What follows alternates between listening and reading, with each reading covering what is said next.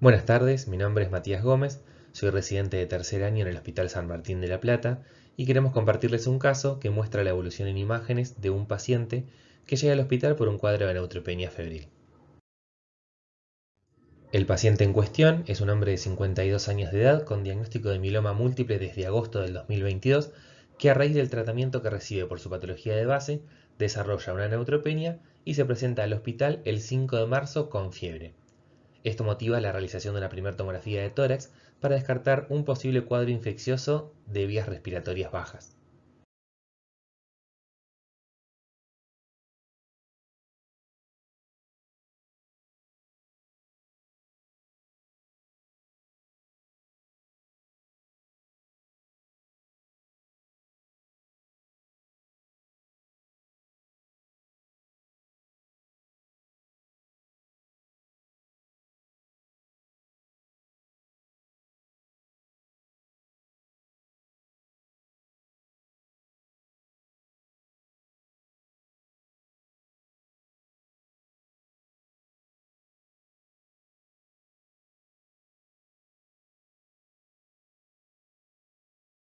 En esta diapositiva les dejamos los cortes más representativos de la tomografía anterior, donde vemos consolidaciones alveolares y opacidades en vidrio esmerilado, junto con atelectasias subsegmentarias en el lóbulo inferior derecho. También les mostramos con ventana ósea cortes donde se ven imágenes líticas en costilla y en cuerpo vertebral propias de la patología de base del paciente. Estas lesiones ya estaban presentes en estudios anteriores y eran conocidas por él y por el equipo tratante.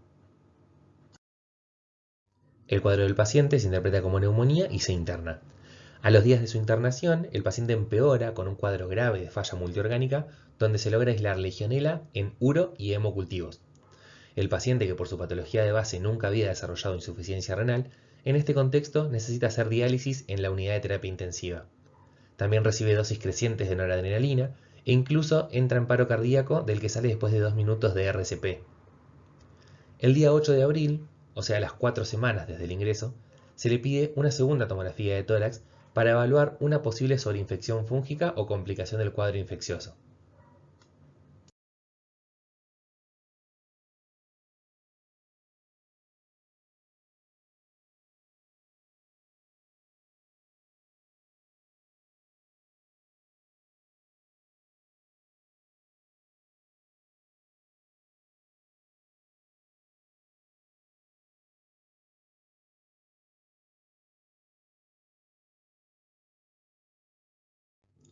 Acá tenemos los cortes más representativos de la tomografía anterior, donde vemos que los infiltrados pulmonares aumentaron de número y tamaño, vemos derrame pleural bilateral con atelectasia en ambas bases, y hay un cuarto hallazgo, que es el que más nos llamó la atención y queremos mostrarles hoy, consistente en la hiperdensidad vista en mediastino.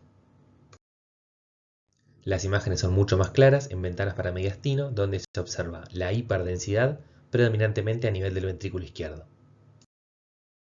Si colocamos el ROI, podemos obtener que las unidades Hadfield obtenidas son de 306, 231 y 502.